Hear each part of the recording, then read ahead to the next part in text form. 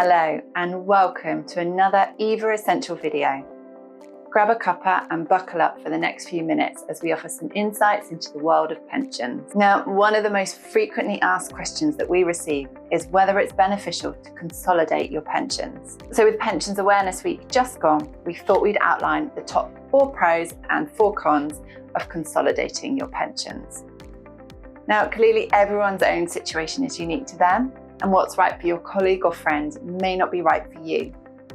But here are some reasons that consolidating your pension might be beneficial. Number 1, keep things simple. Keeping track of a single pot rather than multiple pots is much easier, and it's a pretty straightforward process. The more pensions you have, really it means the greater chance of losing track of vital savings, which you've worked hard to build up. One single pension gives you a clearer view on whether you're on track for your retirement savings goals or not. Now, it's worth remembering if you've moved jobs several times throughout your career, then the number of pensions you have could easily climb, meaning more admin and more reviewing for you.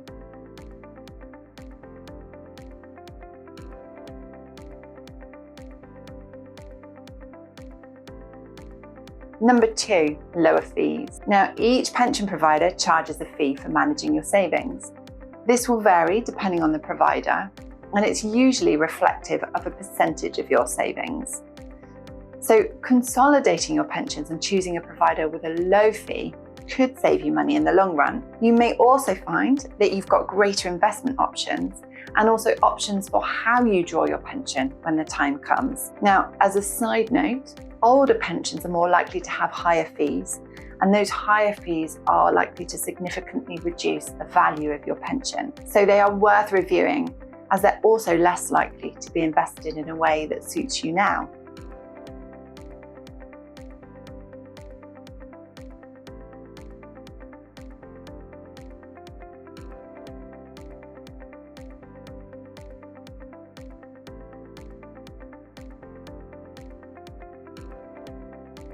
Number 3, make the most of your savings.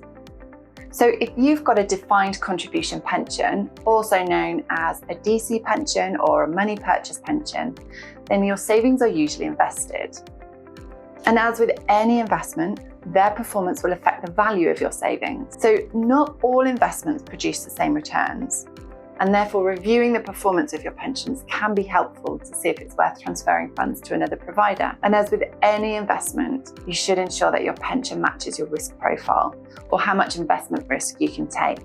And this should consider things like investment time frame, your attitude to risk, and more factors. We can help you with this. Number 4, simplify your retirement income.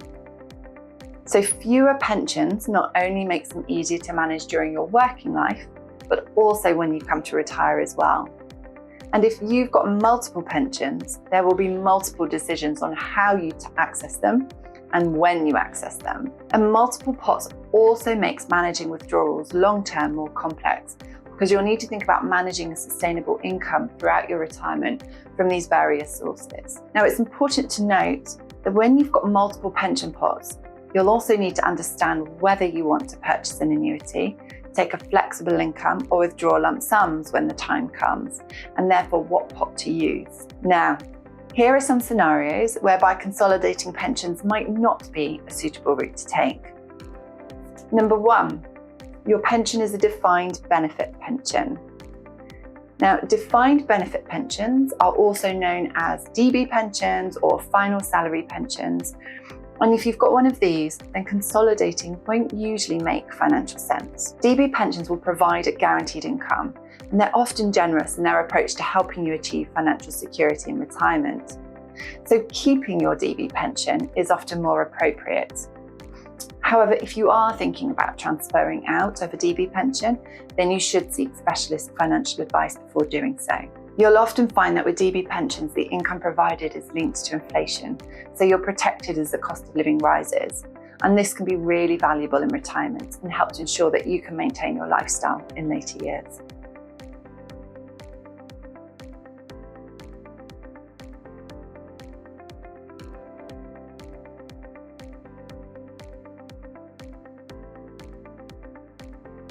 Number 2, Your pension comes with additional benefits.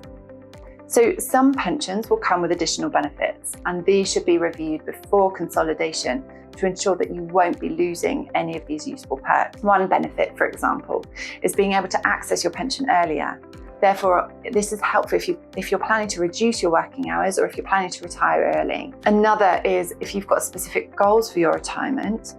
This can be helpful in making decisions on whether these added benefits suit you and your plans. Now, as a side note, if you've got a DC pension or a money purchase pension, one of your options when accessing your savings is to purchase an annuity. This would then provide you with an income for the rest of your life. The income you receive is dependent on the annuity rate, which a whole variety of factors could affect. Now, some pensions will provide a guaranteed annuity rate, and this could provide you with some financial certainty. So it's always worth checking whether your pension provider offers this benefit.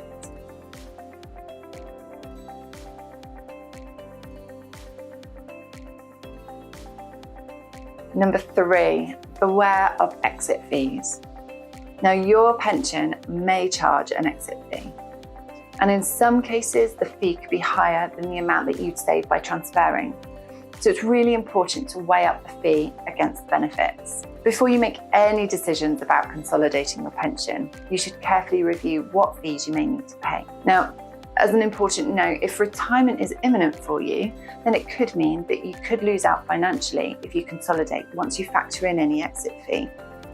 However, if you've still got a long time to go until you plan to access your pension, then paying an exit fee could actually work out better for you. Number 4, small pot privileges. Small pots are often defined as pensions with a value of less than £10,000. If you would like to access some of your pension before retiring, but you want to continue to contribute to your pension, small pot privileges can be useful for this. So for some people, small pot privileges could mean it makes sense to keep some of your retirement savings separate from the bulk of your pensions.